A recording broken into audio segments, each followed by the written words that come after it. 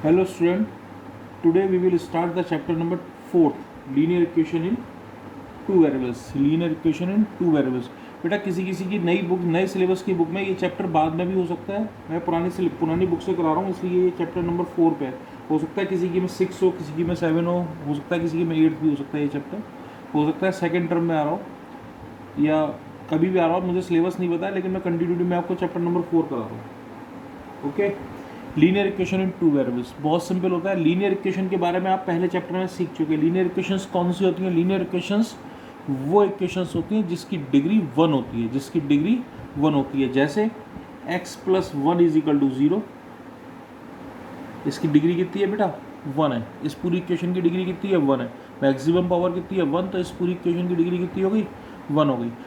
इसीलिए ये linear equation 1 variable कहलाता है. लीनियर इक्वेशन तो है ही, और एक ही वेरिएबल है इसके अंदर x, तो ये लीनियर इक्वेशन इन 1 वेरिएबल कहलाता है. क्या कहलाता है? लीनियर इक्वेशन इन 1 वेरिएबल कहलाता है. इसी तरह से अगर मैं under root 2x plus 4 is equal to 1 ले लूँ, then it is also a linear equation in one variable. then it is also a linear equation in one variable. अब linear equation in two variables क्या होते हैं? linear equation in two variables होते हैं जिसके अंदर मैक्सिमम पावर तो 1 ही हो, जिसकी की लीनियर इक्वेशन की मैक्सिमम पावर कितनी हो?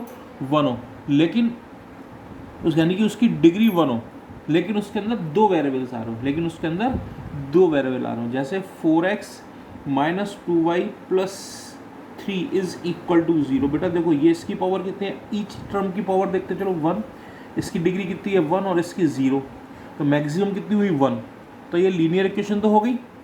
नेक्स्ट, दो वेरिएबल्स भी आ रहे हैं, x और y. x और y दो वेरिएबल्स भी आ रहे हैं, इसलिए ये linear equation in two variables हो जाती है. क्या हो जाती है बेटा?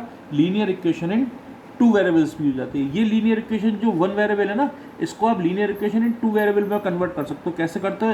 x plus 0y plus 1 is equal to 0. भाई y का टर्म नहीं है ना, तो हमने 0 इंटू वाई ले लिया. 0 इंटू वाई कितना होता है? 0 ही तो होता है. तो ये x plus 1 is equal to 0 ही है. ठीक है. एक इक्वेशन और ले लेता हूँ, जैसे एक इक्वेशन और ले लेता हूँ. 5 is equal to 2x. 5 is equal to 2x. इसको आप, वैसे तो ये लीनियर इक्वेशन इन 1 वेरिएबल है, यदि इस लीनियर इक्वेशन इन 1 वेरिएबल को लीनियर इक्वेशन इन 2 वेरिएबल में कन्वर्ट करोगे तो कितना हो जाएगा? 5 को इधर ले लेता हूँ, तो 2x y वाला टर्म नहीं है, plus 0y minus 5 is equal to 0. 5 इधर ट्रांसफर हो गया. क्लियर? ये लीनियर इक्वेशन इन 2 वेरिएबल में कन्वर्ट हो गया. तो आपके क्या समझ में आया? लीनियर इक्वेशन इन 2 वेरिएबल क्या होती है? जिसकी डिग्री 1 हो और जिसमें दो वेरिएबल्स आ रहे हो, that is called linear equation in 2 variables. Main जो स्टैंडर्ड फॉर्म होती है लीनियर इक्वेशन इन 2 वेरिएबल की, वो होती है ax plus B Y plus C is equal to 0. ax plus B Y plus C is equal to 0, यानी कि where A B C are constant और रियल नंबर्स और नॉट इक्वल टू 0. ठीक है. ए बी सी क्या हो बेटा? कॉन्स्टेंट हो, रियल नंबर्स हो, नॉट इक्वल टू 0. और एक्स और वाई दो वेरिएबल्स हैं. एक्स और वाई दो वेरिएबल्स हैं. अब इन क्वेश्चंस में जो 4.1 एक्सरसाइज है, 4.1 एक्सरसाइज है, इसमें आपको यही करना है. सबसे पहले इसमें लीनियर इक्वेशन इन 2 वेरिएबल्स में कन्वर्ट क्वेश्चन दिया हुआ उसकी फॉर्मेट में लाना है, और उसके बेस पर ए बी सी और तीनों की वैल्यूज आपको बतानी है. मैं एक क्वेश्चन लेके चल रहा हूँ 4.1 एक्सरसाइज का सेकंड क्वेश्चन. ओके. इक्वेशन दी हुई है x minus Y upon 5 minus 10 is equal to 0. तो सबसे पहले x वाला टर्म आएगा, वो है ही. फिर y वाला टर्म वो आएगा, वो है ही. c वाला टर्म आएगा, वो है ही. तो सबसे पहले इसके नीचे ax plus B Y plus C is equal to 0 की इक्वेशन लिख लो. अब यदि आप कंपैरिजन करोगे तो इस x से x कट जाएगा. इसका कांस्टेंट कितना है? a का कांस्टेंट कितना है? a इज इक्वल टू आ गया 1. y से y चला जाएगा, b की वैल्यू कितनी आ जाएगी बेटा? Minus 1 upon 5. b is equal to कितना आ जाएगा? Minus 1 upon 5. और c is equal to minus 10. That is a, that is b और दैट इज c. एक इक्वेशन और ले लेता हूँ आपको समझाने के लिए. 2x is equal to minus 5y. 2x is equal to minus 5y. ये फिफ्थ क्वेश्चन है. 2x is equal to minus 5y. सबसे पहले इस फॉर्मेट में आपको लाना पड़ेगा क्वेश्चन को.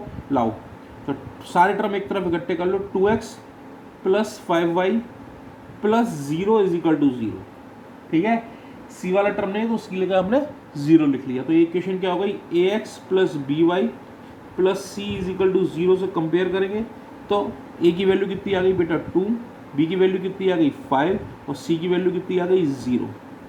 अब ये linear equation in two variable जो होता है ना, ऐसा नहीं है एक्स और वाई की फॉर्म में भी हो सकती है, कोई और वेरिएबल ही ले सकते हो, जैसे 2s plus 3t minus 4 is equal to 0,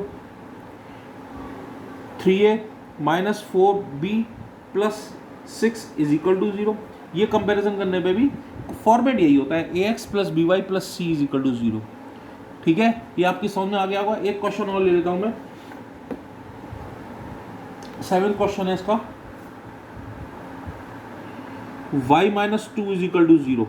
ठीक है, तो उसको पहले उसमें कॉर्डिनेट x वाला टर्म नहीं है तो उसको 0x लिखो, plus y minus 2 is equal to 0, comparison करो ax plus B Y plus C is equal to 0।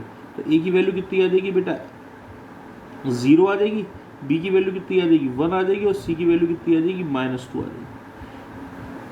Clear, समझ में आ गया होगा।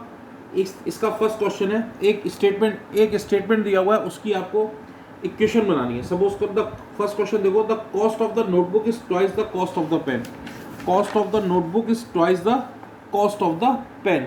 तो वैसे तो ये इक्वेशन हमारे पास एक वेरिएबल में भी बन सकती है, लेकिन हमें बनानी किस में बेटा, दो वेरिएबल्स में बनानी है। देखो मैं दोनों तरीके से बताता हूँ। वन वेरिएबल में कैसे बनेगी, the cost of the notebook is twice the cost of the pen. तो पेन की कॉस्ट को यदि मैं x ले लूँ तो नोटबुक की कॉस्ट कितनी हो गई बेटा 2x, दो वेरिएबल्स बन गए। ठीक है, अब टू वेरिएबल्स में लूंगा तो क्या बनेगी, दो वेरिएबल में अलग अलग वेरिएबल लेने पड़ेंगे। तो पेन की कॉस्ट को मैं, वो बोल रहा है x ले लो, और पेन से नोटबुक की कॉस्ट को कितना ले लो y ले लो। अब वो ये कह रहा है pen is equal to the cost of the notebook,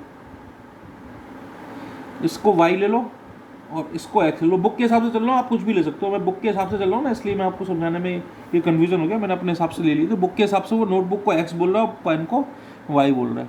ठीक है, तो वो ये बोल रहा है कि तो हमारे पास इक्वेशन क्या है, notebook is equal to twice into pen.